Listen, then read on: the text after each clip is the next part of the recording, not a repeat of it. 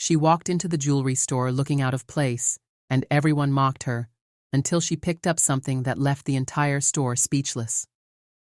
The heavy glass doors of Silverstone Jewelers swung open, and the soft chime of the bell echoed through the store.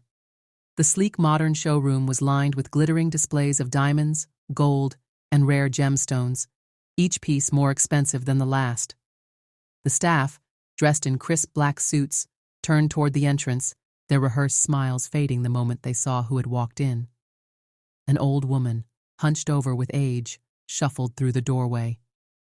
Her faded coat hung loosely around her frail frame, and her scuffed shoes tapped softly against the marble floor.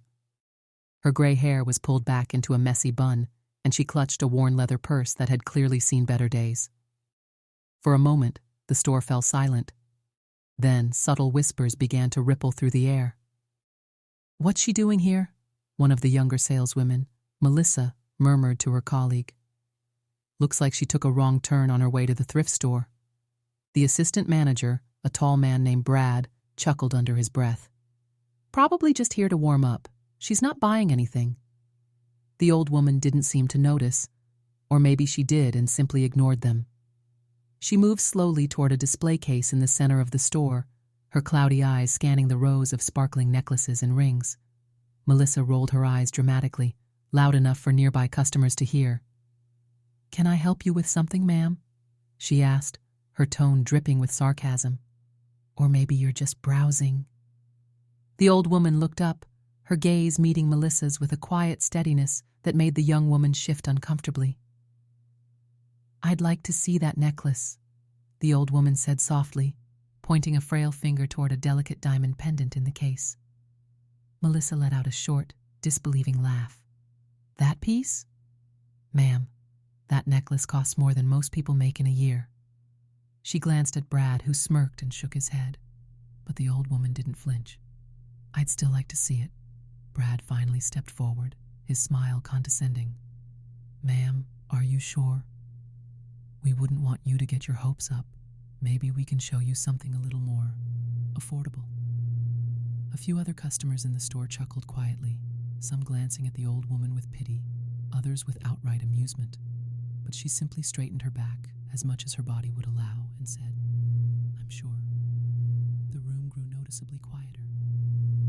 Melissa sighed dramatically but reached into the case, pulling out the necklace and holding it just out of the woman's reach, as if afraid she might drop it, or worse, run off with it. "Here you go, ma'am," Melissa said, her voice thick with mock sweetness. "But be careful, it's delicate, just like your purse." Laughter rippled through the store. The old woman didn't laugh. She gently took the necklace in her trembling hands, examining it closely.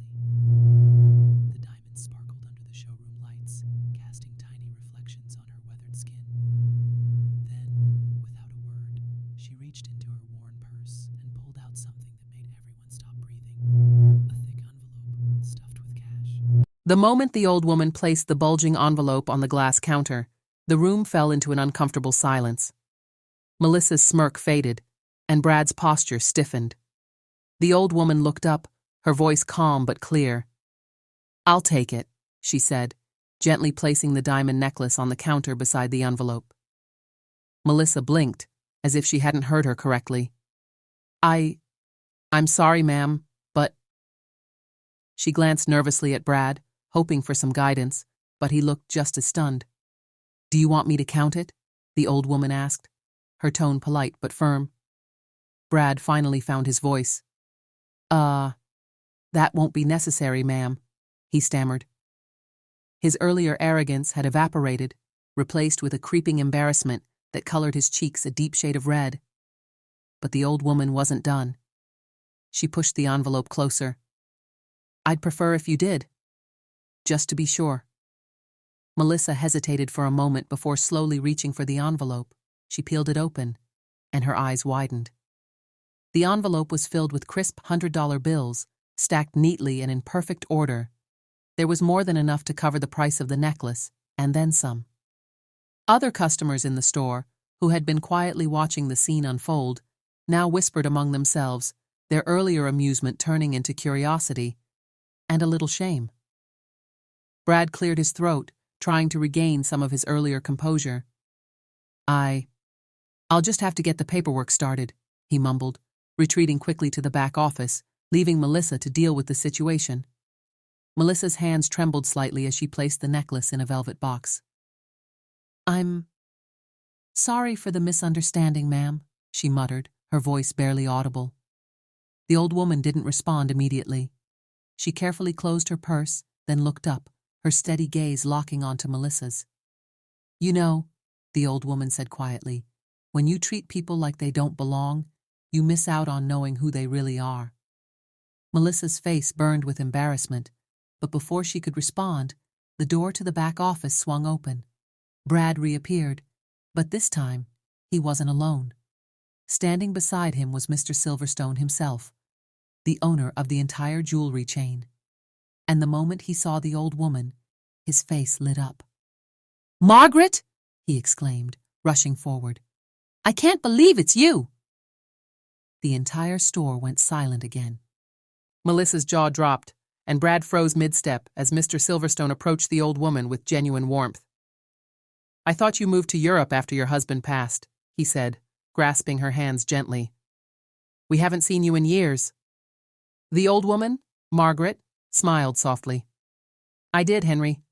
But I've been back for a while now. I thought I'd stop by to see if your staff still remembers how to treat customers." Her words hung in the air like a sharp blade. Mr. Silverstone's eyes flicked to Melissa and Brad, his expression darkening as he quickly pieced together what had happened. "Is that so?" he said slowly, his tone now carrying a dangerous edge. Melissa's face went pale. I didn't know who she was," she stammered. You thought she didn't belong here because of how she looked," Mr. Silverstone finished for her, his voice cold. "Margaret isn't just any customer. She's one of our longest-standing clients, and one of the most generous donors to our charity foundation."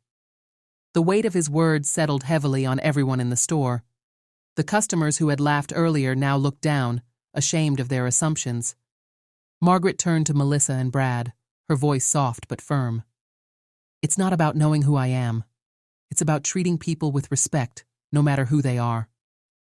Mr. Silverstone nodded in agreement. "And it's clear that lesson has been forgotten in this store." He turned to Brad, his eyes narrowing. "You're the assistant manager here, correct?" Brad swallowed hard. "Yes, sir." "Not anymore," Mr. Silverstone said sharply. "You're fired." Brad's face drained of color, but he didn't argue. He simply nodded and walked toward the door, his shoulders slumped in defeat. Mr. Silverstone then turned to Melissa. "And as for you, consider this your final warning. Any more behavior like this, and you'll be following him out the door." Melissa nodded quickly, her eyes shining with unshed tears. After the confrontation, the store felt different. The air was thick with tension, but also a strange sense of relief. The toxic arrogance that had filled the room earlier had been swept away. Mr. Silverstone turned back to Margaret, his expression softening. "I'm so sorry you had to experience that, Margaret." Margaret smiled gently. "It's not your fault, Henry. Sometimes people just need a reminder." He nodded, then gestured toward the necklace still sitting on the counter. "This one's on the house," he said firmly, "as a thank you for everything you've done for us over the years." Margaret shook her head, pushing the envelope of cash back toward him.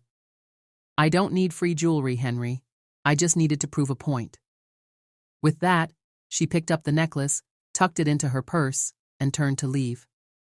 But before she stepped out the door, she paused and glanced over her shoulder at the stunned staff and silent customers. "Remember," she said quietly, "you never know who's standing in front of you, but you always know who you are by how you treat them." And with that, she walked out, leaving behind a room full of people who would never forget the day the old woman left them speechless. Have you ever been judged unfairly based on how you looked? Share your experience in the comments, and don't forget to subscribe for more powerful stories like this.